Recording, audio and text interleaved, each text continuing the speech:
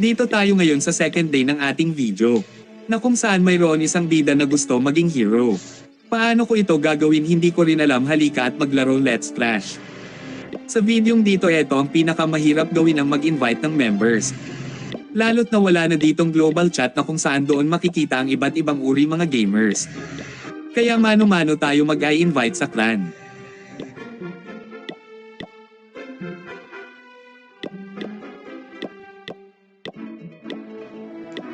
Ang target members ko lang ay Town Hall 4 hanggang Town Hall 6.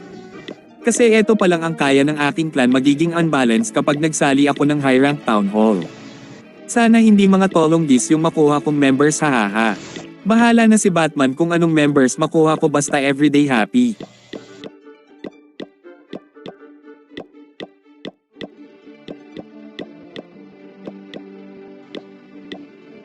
Sa ginagawa kong pag-invite ginagamitan ko ito ng pinagbabawal na teknik, hahaha.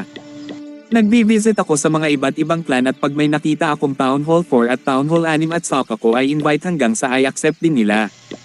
Ito talaga ang pinakamahirap na gawin sa lahat, mag-invite ng members. Sana may makuha tayong loyal at matinong members.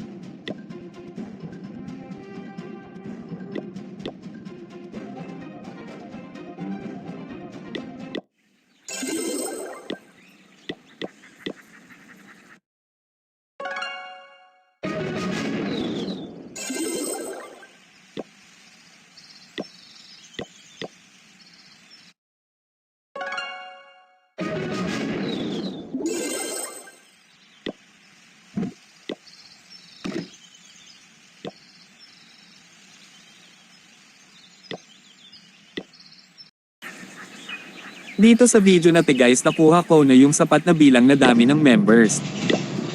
Maghahanda naman tayo para mag-start ng ating clan war, ang kauna-unahan clan war ng ating bida at sa clan niya na from hero to hero. Good luck sa amin, sana manalo.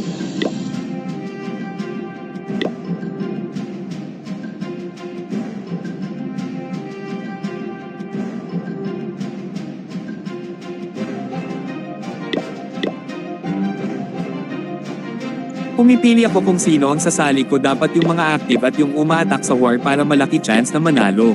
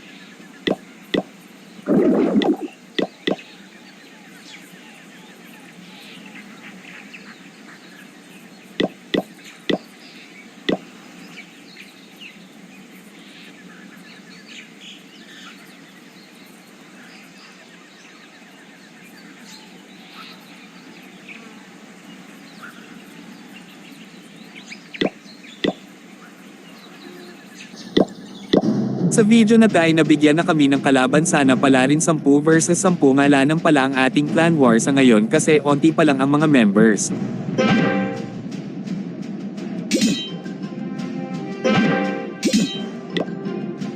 Halika't silipit natin ang kanilang panty isa-isa, hahaha. Sa clan war natin nakikita ko naman na mayroon kaming lamang sa kanila. Pero wag pakampant, baka mabati, hahaha.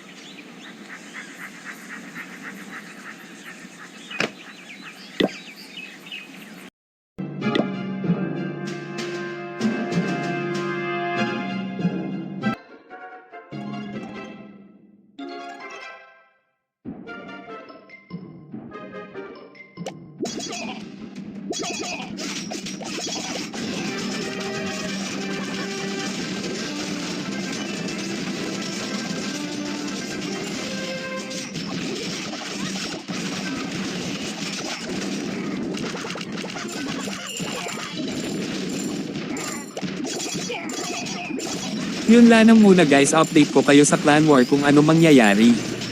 Matatalo kaya or mananalo sa unang clan war, abangan.